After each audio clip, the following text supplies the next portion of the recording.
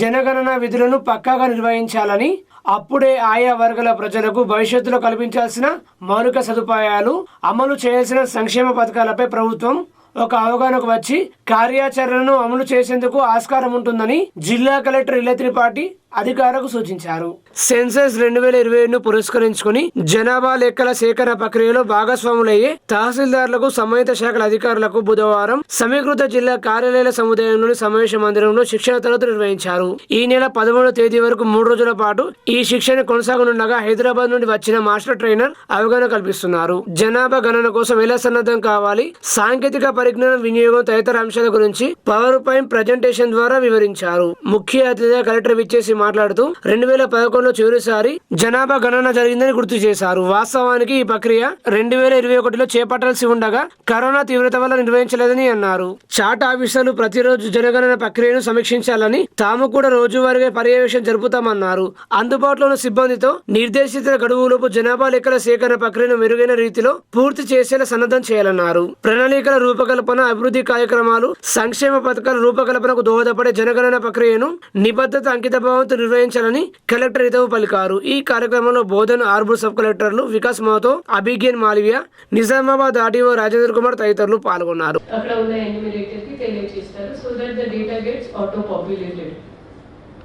రోజులు తప్పకుండా వాళ్ళ అందుబాటులో ఉండాల్సిందే, ఎంత బిజీ అయినా సరే, కలెక్టర్ అయినా ప్రధాని అయినా. తర్వాత అంటే ప్రీ టెస్ట్ లో ఎదుర్కొన్న ఇష్యూస్ చెప్తున్నాను, మీ దగ్గర ఉండకపోవచ్చు. సర్వే చేసేటప్పుడు కొందరు ఎన్యూమరేటర్స్ ఏమంటారు, మేము ఫస్ట్ మాకు డిజిటల్ అంతా అలవాటు లేదు, మేము ఫస్ట్ మాన్యువల్గా నింపుతాము, క్వశ్చనైర్ ప్రింట్అవుట్ తీసుకొని మాన్యువల్గా నింపుతాము, తర్వాత డిజిటల్ చేస్తాము. మసి అంత టైం లేదు. అండ్ దాని వెనుక ఒక వ్యూహాత్మకంగా వాళ్ళు అడుగుతారు, they want full day leave. Full day leave ఎవరికి దొరకదు అండి. Teachers have to do there regular work as well as సగం రోజు ఈ పని చేయాలి. సో ఆ కోఆర్డినేషన్ ఉండాలి అండి. ఎవ్రీబడి, ఇది తెలంగాణకి, నిజామాబాద్కి లేదా ప్రీ టెస్ట్లో నల్గొండకి ఏదైనా ప్రత్యేకత కాదు, ఇది అఖిల భారత్ పాన్ ఇండియా లెవెల్లో డిసైడ్ ఉన్న నిర్ణయం. సో తప్పకుండా every enumerator, most of whom will be teachers, వాళ్ళు డ్యూటీ చేసిన తర్వాత హాఫ్ డేలో తప్పకుండా ఈ పని ఏదైతే ఉందో డిజిటల్ సర్వేది వాళ్ళు చేయించాలి. And it has to be digitally. పదే చెప్తున్నాను, మేము మాన్యువల్గా చేస్తాము, అలవాటు పడినాక డిజిటల్ చేస్తాము. भाई सबके पास 24 घंटे होते हैं दिन में, अब वो आप कैसे यूटिलाइज करना चाहते हैं वो आपके और आपके सिब्बंदी के ऊपर है. అంశం ఏంటంటే ఇప్పుడు మీకు బహుశా ఇప్పుడు SIR డేట్స్ రాలేదు, బహుశా మేము గో ఫర్ ట్రైనింగ్ మీ అందరికీ తెలిసిపోతుంది. ఈసారి మనకి ఫస్ట్ రౌండ్ సెన్సస్ ప్లస్, అంటే ఇందాక ట్రైనర్ గారు చెప్పినట్లు there are 2 rounds. First is your block formation, తర్వాత house listing. So మీ first step and SIR బహుశా it will coincide. బట్ మన అదృష్టం ఏంటంటే, మన మంచి పాయింట్ ఏంటంటే, in Telangana teachers are not BLOs. BLOs are, and Telangana is the only state by అంటే నేను ఆశ్చర్య different set of officers from your enumerators మీ మీద యాజ్ చార్జ్ ఆఫీసర్గా అండ్ SIRలో యాజ్ AEROగా మీ మీద రెండింటిని పర్యవేక్షించడానికి మీ మీద బాధ్యత ఉంటుంది. So what is expected of you as MROs, as subdivision officers? మీరు ప్రతిరోజు సాయంత్రం అయినా or through teleconference or through video conference or through physical meeting తప్పకుండా మీరు రివ్యూ చేయాలి. తప్పకుండా, ఎందుకంటే నేను జిల్లా స్థాయిలో ఈ 2 అంశాలు తప్పకుండా రివ్యూ చేస్తాను, డైలీ బేసిస్లో చేస్తాను. SIR మీద MROs, కన్సర్న్ మున్సిపల్ కమిషనర్స్, వాళ్ళు ప్రతి employees who are to be taking. ఇప్పుడు సెన్సస్ కావచ్చు, ఎలక్షన్స్ కావచ్చు, చాలా మంది అంటే మీద పడతారు, మేము చేస్తాం. ఈవెన్ అవుట్ సోర్సింగ్ వాళ్ళు కూడా వస్తారు, మేము ఫలానా టెక్నికల్ ఆఫీసర్గా వస్తాము. సో మీకు తెలుసు, they come for remuneration, because remuneration అచ్చా మిగతా హై సెన్సస్ మే election. First time we're doing digital, మాకు కూడా తెలియదు ఇలాంటివి అవసరాలు వస్తాయి.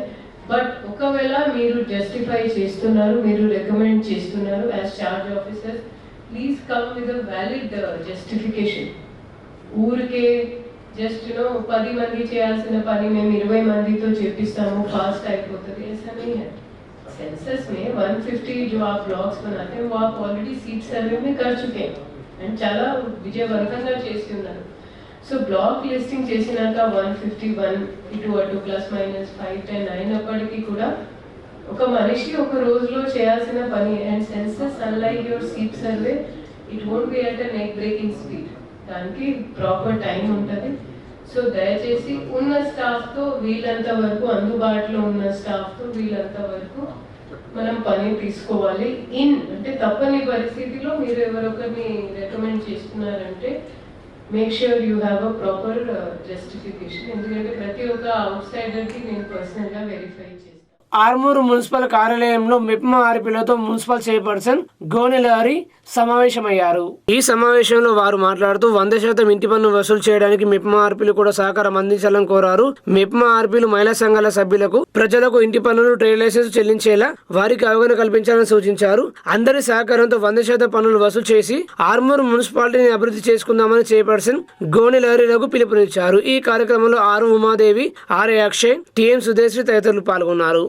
మీ పరంగా కూడా ఇంటి పనులు ఏమైనా ఉంటే మేము వెహికల్ కూడా పెట్టుకున్నాం. ఎవరైనా ఎక్కువ ఉంటే పక్కన వాళ్ళు ఏమైనా ఉంటే వాళ్ళకు కూడా మొబిలైజ్ చేసుకున్నాం, నోటీస్ ఇస్తున్నాం. మా ముందే వాళ్ళు ఈ పరంగా ఏమైనా చెప్పేటంటే చెప్పండి. వాళ్ళ అవకాశం ఉన్న వాళ్ళు ఉంటారు కదా, వాళ్ళు మీరు అంతా కొందరు 5 సంవత్సరాల నుంచి కూడా కట్టిన వాళ్ళు ఉన్నారు. కట్టిన వాళ్ళు మీరు ఏమైనా చెప్తే చేసుకోండి. డబ్బులు లేకపోతే 1 సంవత్సరం 2 సంవత్సరాలనే కట్టి వెళ్ళడానికి చూడండి. మీ వంతు 1 సంవత్సరమా 2 సంవత్సరమా అనేది చూసుకొని మనం టాప్ 10 పరంగా పోస్టులు ఉండేటట్టు మీరు సహకరించండి. మీ వంతు పరంగా మీరే కానీ మా వంతు పరంగా మీరు కూడా కష్టపడి చేయాలి. అటువంటి అభివృద్ధి పరంగా పోతుంది. నవీపేట్ మండలం మోకనపల్లిలో కొనసాగుతున్న కస్తూర్బా గాంధీ బాలికల విద్యాలయాన్ని జిల్లా కలెక్టర్ త్రిపాఠి బుధవారం ఆకస్మికంగా తనిఖీ చేశారు. స్పెషల్ ఆఫీసర్తో సహా ఇరువురికి షోకస్ నోటీసు జారీ చేయాలని ఆదేశించారు. పాఠశాలలోని తరగతి గదులను పరిశీలించారు. సిబ్బంది అటెండెన్స్ లిస్టులను తనిఖీ చేశారు. నిర్వహణ పరమైన లోపాలను గమనించిన కలెక్టర్ ఆగ్రహం వ్యక్తం చేశారు. విధుల పట్ల నిర్లక్ష్యంగా వ్యవహరించిన ఇన్ఛార్జి స్పెషల్ ఆఫీసర్ కవితతో పాటు బోధనా విధులలో కొనసాగుతున్న రాజశ్రీకి షోకస్ నోటీసులు జారీ చేయాలని ఆదేశించారు. బాలికల విద్యాలయ నిర్వహణలో నిర్లక్ష్యాన్ని ఉపేక్షించబోమని, విద్యార్థుల భద్రతకు సంక్షేమానికి అత్యంత ప్రాధాన్యత ఇవ్వాలని కలెక్టర్ సూచించారు. ప్రభుత్వం నిర్దేశించిన మెనూ ప్రకారం నాణ్యమైన పౌష్టికాహారం అందించాలని నిర్వాహకులను ఆదేశించారు. పాఠశాల పరిసరాలు నిశ్చితంగా పరిశీలించిన కలెక్టర్ ఎట్టి పరిస్థితుల్లోనూ బయట వ్యక్తులు ఏ ఒక్కరిని కూడా లోనికి అనుమతించకూడదని అన్నారు. అనంతరం కలెక్టర్ 10వ తరగతి క్లాసులను సందర్శించి విద్యార్థినులకు పాఠాలు బోధించి పలు ప్రశ్నలు వేస్తూ వారి బోధన సామర్థ్యాన్ని పరిశీలించారు. చక్కగా చదువుకుని ఆత్మవిశ్వాసంతో పరీక్ష రాయాలని విద్యార్థినులకు సూచించారు. ఏవైనా ఇబ్బందులు ఎదురైతే ధైర్యంగా అధికారులకు ఫిర్యాదు చేయాలని, అనారోగ్య సమస్యలు తలెత్తితే నిర్లక్ష్యం చేయవద్దని సూచించారు. విద్యార్థినుల కోసం పాఠశాలలో ఏర్పాటు చేసిన మెడికల్ క్యాంపును కలెక్టర్ పరిశీలించారు. వ్యక్తిగత పరిశుభ్రత, ఆరోగ్య పరిరక్షణ గురించి బాలికలకు వైద్యులు చక్కగా అవగాహన కల్పించడం పట్ల వారిని కలెక్టర్ అభినందించారు. కాగా కేజీబీవీ పాఠశాల పరిసరాలను పరిశుభ్రంగా ఉంచేలా చర్యలు తీసుకోవాలని పంచాయతీ కార్యదర్శిని ఆదేశించారు.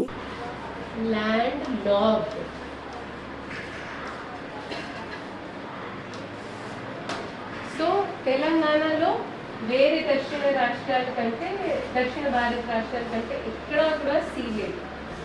సీ కానివ్వండి, మన మహాసాగర్ ఇండియన్ ఓషన్ కానివ్వండి, ఎక్కడ కూడా లేదు. ఓకే చెప్పండి.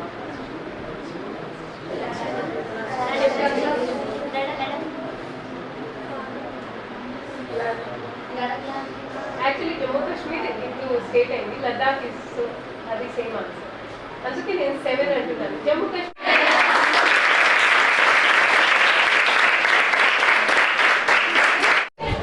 అవుతుంది 100 days health programme. Okay, so అందులో భాగంగా రెసిడెన్షియల్ స్కూల్స్లో మీ అందరికీ team of general physician, paediatrician, dental doctor and medical officer. Okay, so మీకు మెన్స్ట్రల్ హైజీన్ గురించి కానివ్వండి, మెంటల్ హెల్త్ గురించి కానివ్వండి మీకు ఎక్స్ప్లెయిన్ చేయడానికి మెయిన్గా నా రోల్ మాత్రం అది. So to give you an awareness.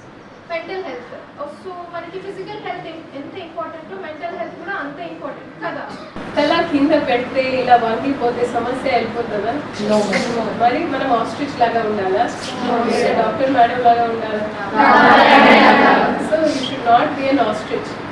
అదేవిధంగా పిజిన్స్, పిజిన్ తెలుసా? పావురం అన్ని బిల్డింగ్స్ లో ఉంటాయి. సో పావురం అంటే పిల్లి తినేస్తుంది పావురం. సో పిల్లి వస్తుంది అనేది పావురం ఏం చేస్తుంది, ఇలా కళ్ళు మూసుకొని ఉంటుంది. కళ్ళు మూసుకుంటే పావురం తినదా? ఇంకా టేస్ట్తో తింటుంది, ఇంకా నైఫ్ ఫోర్క్తో తింటుంది. సో కళ్ళు మూసుకుంటే ఎవరికి చెప్పకపోతే ఆ సమస్య సమాధానం కావు.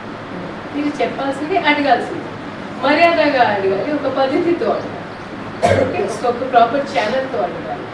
మేడం లాంటి డాక్టర్స్తో అయినా అడగాలి, మీ ఏఎన్ఎం అమ్మ ఉన్నారు వాళ్ళతో అడగాలి. అడగకుండా ఉంటే మళ్ళీ అదే అయితే పిల్లి వచ్చి తినేస్తుంది.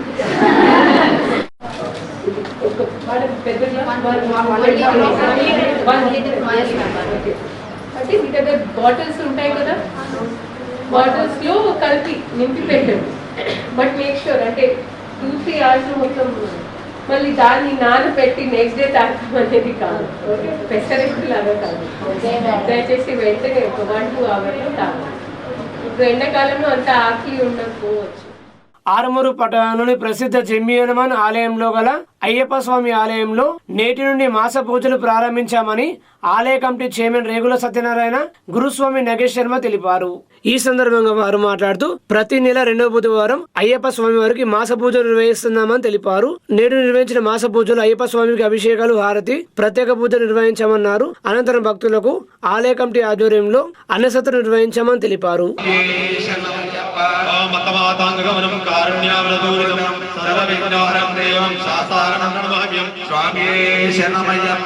ఓం పాండేశవంశం కేనాయకైలిహం ఆర్తత్రావరం దేవం శాస్త్రారం ప్రణమహ్యం స్వామి శరణమయ్యప్ప. ఓం పంచరత్ఖ్యావేదోద్ధ్యో నిత్యోత్మానసే స్వామి శరణమయ్యప్ప. ఓం శ్రీ భూతనాథ సదానంద సర్వభూతాదయప రక్ష రక్ష మహాభాగో శాస్త్రీ తుభ్యం నమో నమః. బయట పెట్టించింది గ్యారేజ్ వండుకోమని అదే అంటే అనుకున్నా ఇది అందరూ వెళ్ళ అన్నదా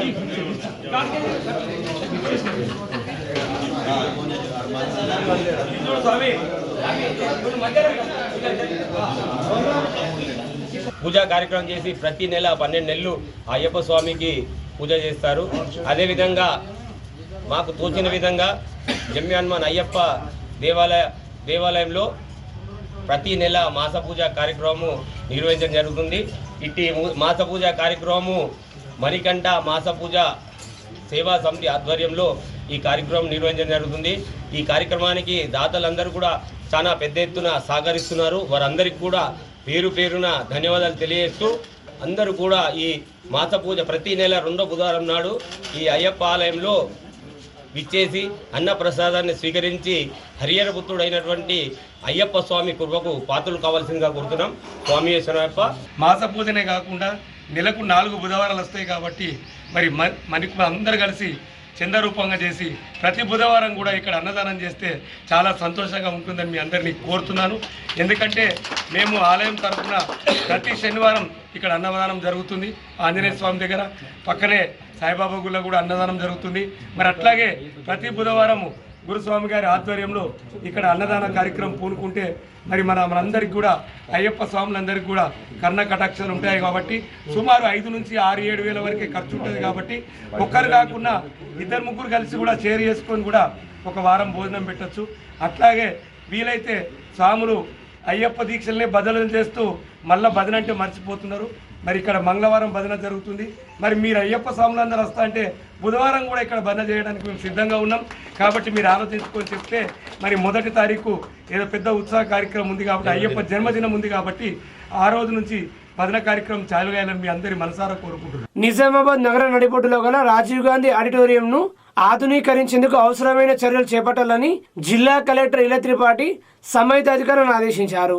బుధవారం జిల్లా కలెక్టర్ ఇల త్రిపాఠి రాజీవ్ గాంధీ ఆడిటోరియం, న్యూ అంబేద్కర్ భవన్లను సందర్శించారు. ఆడిటోరియం హాల్ పరిసరాలను నిశ్చితంగా పరిశీలించారు. సాంస్కృతిక కార్యక్రమాలు, సదస్సులు, సమావేశాలు నిర్వహించేందుకు ఆడిటోరియం అనువైనదిగా ఉన్నందున దీనిని పూర్తి స్థాయిలో మరమ్మతులు చేయించి ఆధునీకరించాలని కలెక్టర్ సూచించారు. ఎయిర్ కండిషన్ సదుపాయం సైతం అందుబాటులో ఉండేలా చూడాలన్నారు.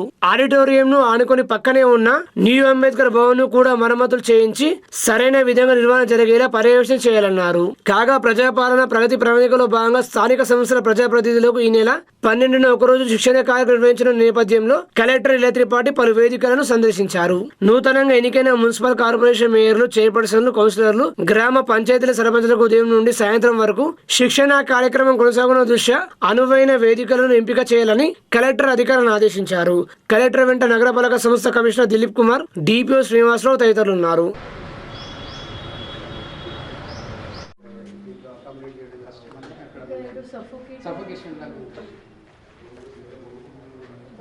మీరు టేకప్ చేయకపోతే మొత్తం పాడైపోతుంది.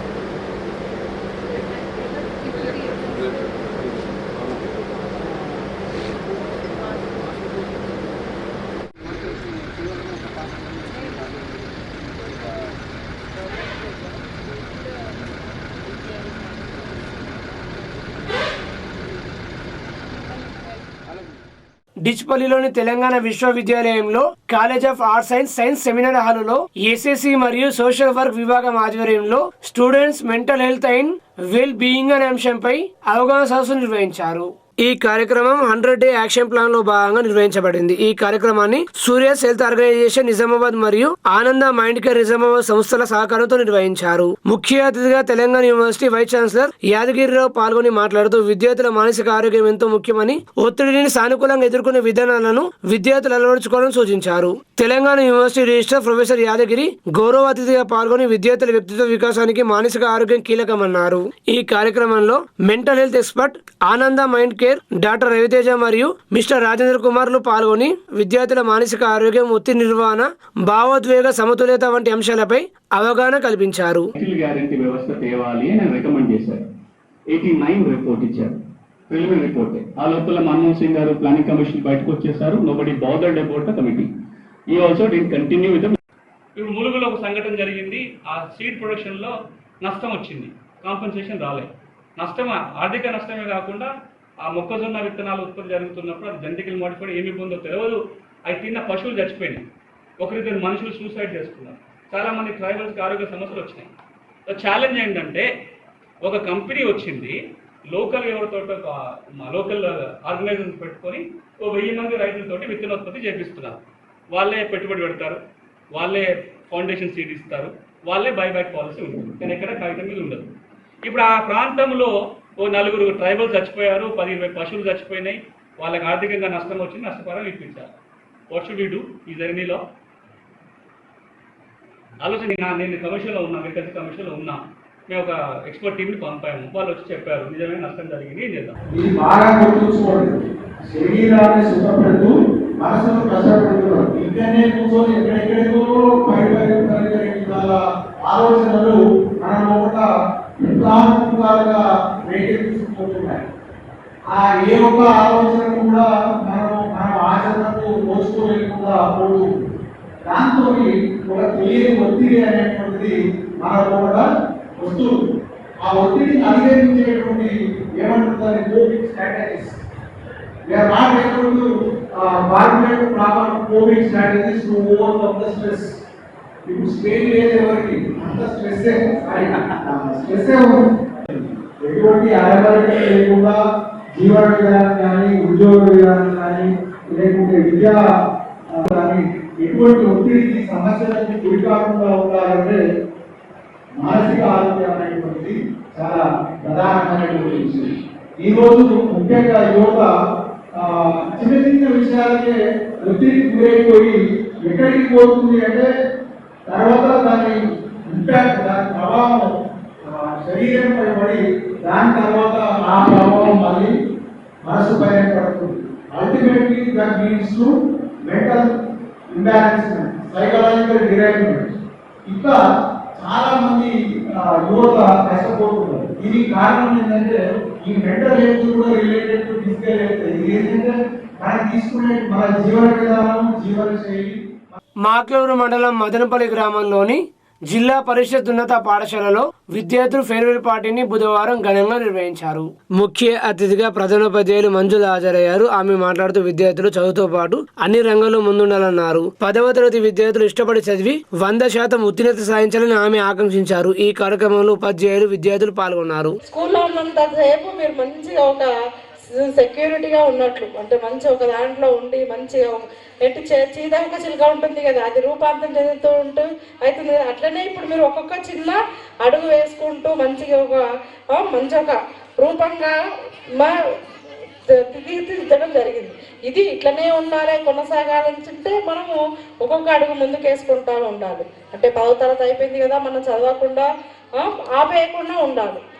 మనము 10 అయిపోయింది కాబట్టి 12 అంటే ఇప్పుడే మనకు ఉంటుంది. మనం ఏం చేయాలన్నా, మన గోల్ ఏముంది అన్నా కూడా ఎంచుకునేది ఈ మొదటి దశ అన్నమాట. మనం మొట్టమొదటి అడుగులో ఉన్నాం. మీరు టీచర్ కావాలన్నా, డాక్టర్ కావాలన్నా, ఏది కావాలన్నా ఈ 10 ఏళ్ళు చదివిన దానికి పునాది కట్టుకుంటే ఎన్నైనా మనము మెట్లు ఎక్కవచ్చు కదా, ఎన్నైనా మేడలు వేయవచ్చు.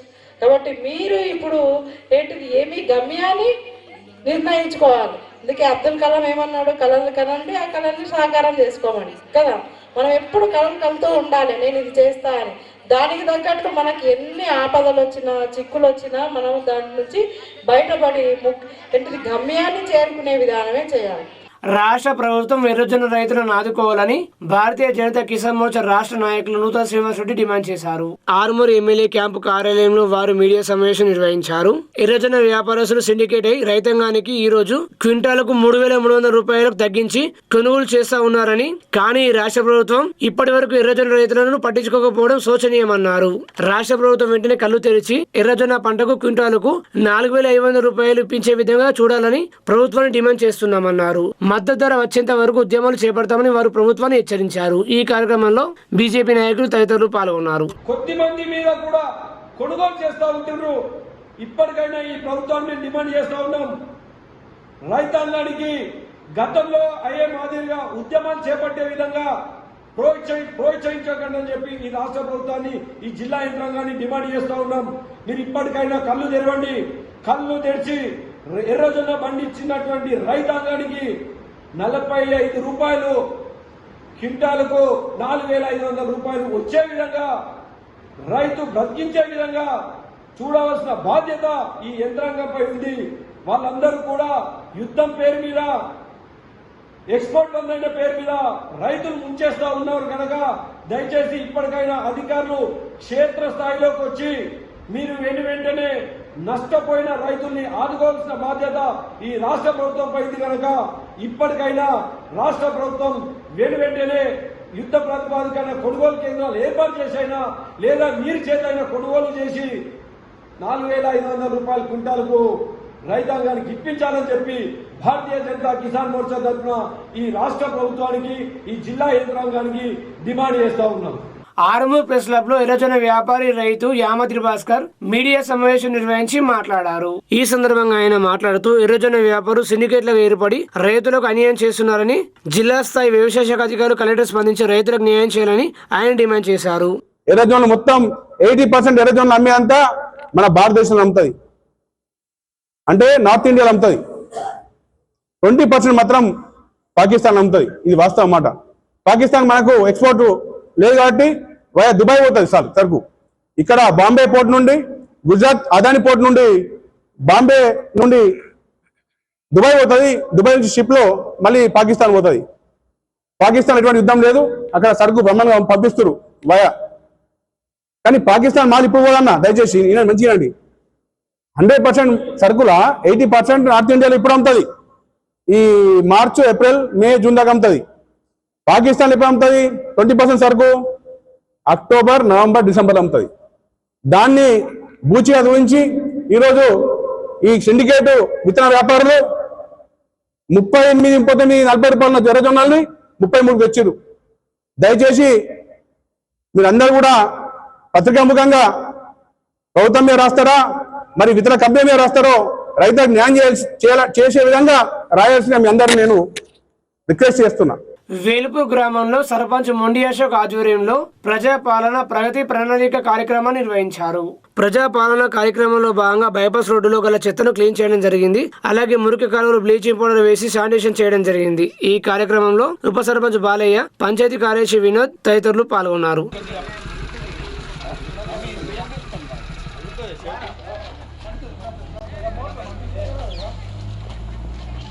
ఇంకా మట్టి బిట్టి ఉంది కదా తీసుకోవాలి.